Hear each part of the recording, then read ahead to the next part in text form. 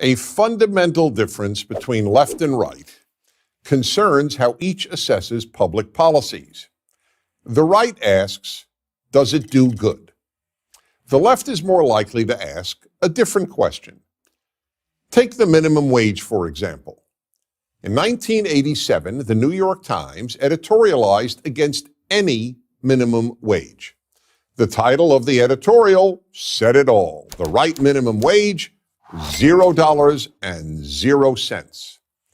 There's a virtual consensus among economists, wrote the Times editorial, that the minimum wage is an idea whose time has passed. Raising the minimum wage by a substantial amount would price working people out of the job market.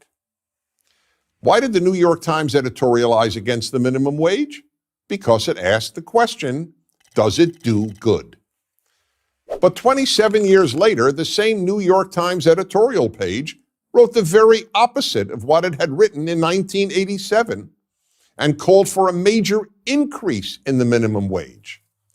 In that time, the Times editorial page had moved further and further left and was now preoccupied not with the question, does it do good, but with the question, does it feel good?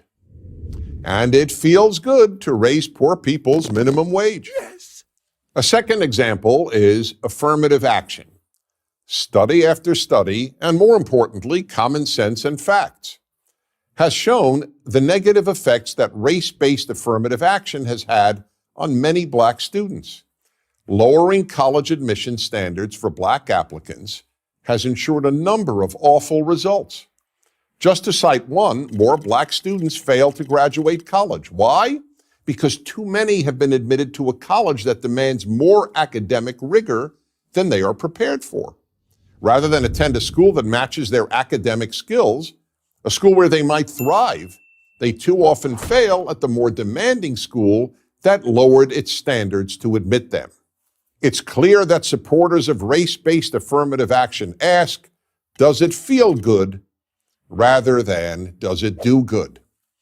A third example is pacifism and other forms of peace activism. Many people on the left have a soft spot for pacifism, the belief that killing another human being is always wrong. Not all leftists are pacifists, but pacifism almost always emanates from the left, and just about all leftists support peace activism, peace studies, and whatever else contains the word peace. The right, on the other hand, while just as desirous of peace as the left, what conservative parent wants their child to die in battle, knows that pacifism and most peace activists increase the chances of war, not peace. Nothing guarantees the triumph of evil like refusing to fight it. Great evil is therefore never defeated by peace activists, but by superior military might. The Allied victory in World War II is an obvious example. And violent Islamists today need to be killed before they behead, enslave, and torture more innocents. Supporters of pacifism, peace studies, American nuclear disarmament, and American military withdrawal from countries in which it has fought do not ask, does it do good? Because it almost never does good. Did the total withdrawal of America from Iraq do good? Of course not. It led to the rise of Islamic State with its mass murder and torture. Did the American withdrawal from Vietnam do good? No. It led to the violent communist takeover of South Vietnam. On the other hand, because American troops did not leave South Korea, Japan, and Germany, those countries have become three of the most prosperous and free countries in the world.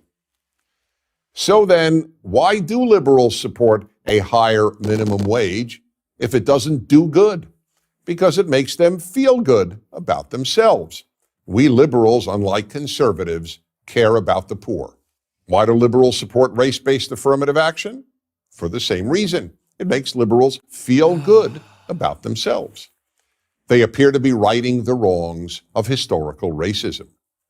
And the same holds true for left-wing peace activism. It's nice to think of oneself as a peace activist. All this helps to explain why young people are so much more likely to be liberal than conservative. They haven't lived long enough to really know what does good. But they do know what feels good. As society moves further and further to the left, so does the preoccupation with feeling good over doing good. The world is getting worse and worse, but many people are feeling better and better about themselves while it does. I'm Dennis Prager. To subscribe to our YouTube channel, click here. To help keep our videos free, donate here.